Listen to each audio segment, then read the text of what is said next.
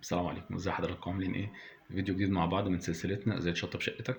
الفيديو النهارده عن ارضية الشاور روم، ازاي اختارها وايه الافضل.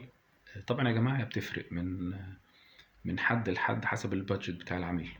ال- الافضل بالنسبة لي لو هرشح لحد فهي الارضية الخشب. بس المشكلة ما تبقاش أي نوع خشب يا جماعة. طبعا الخشب احنا عارفين بيتأثر بالمية وحجمه بيزيد وممكن بعد كده يحصل مشاكل لونه يسود. مش أحسن حاجة، ولكن مش أي نوع. عشان كده في نوع اسمه خشب التيك، ده احنا بنستخدمه حتى في الأوت دور وفي الأماكن السويمنج بول. عشان هو بيكون درجة صلابته عالية، ما بيتأثرش بالرطوبة ولا بيبقى مقاوم جدا للحشرات، فبالتالي يبقى بالنسبة لي كاختيار مناسب جدا وعملي خالص في موضوع أرضية الشاور روم. عندي نوع تاني كاختيار اللي هي أرضية الجرانيت، دي برضو من الحاجات اللي أنا برشحها بقوة للعملاء. الجرانيت طبعا أشكال وألوان بيمتاز بصلابته. بس في نقطة مهمة إن لازم أخلي بتاع الرخام هو بيركب لي لازم يعمل لي فرملة في الأرض.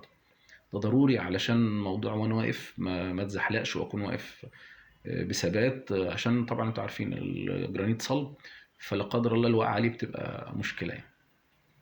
في اختيار تالت ناس بتحبه بتستخدمه برضو بالنسبة للرخام.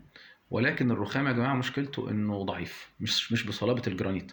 فبالتالي مع نزول المية الشاور مرة في التانية في التالتة في الرابعة تبدأ يحصل تنقير في الأرضية. طبعا النقر اللي بتحصل دي نتيجة اندفاع المية باستمرار على سطح الرخام، يبدأ يعمل حفر تجمع مية ومش هتتصرف.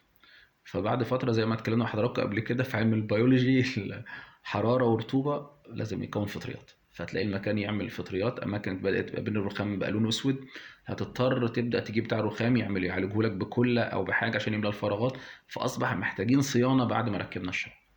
فبالنسبة لي ما بيكونش اختيار مفضل عن الجرانيت، بيكون بعد الجرانيت آخر اختيار. وللأسف في ناس كتير بدأت تفضله رغم إنه مشاكله أكتر، هو البورسلين. البورسلين بالنسبة للناس هو فخم، ولكن مشكلته يا جماعة إن هو بيزحلق. يعني إحنا حتى لما بنكون ماشيين بالأحذية على في ريسبشن أو في معرض أو حاجة وفي شوية رمل، ممكن لا قدر الله نتزحلق.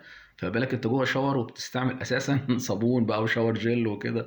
فخطر جدا يا جماعه، خاصه ان هو صلابته عاليه، فالوقوع عليه ممكن يسبب كسر.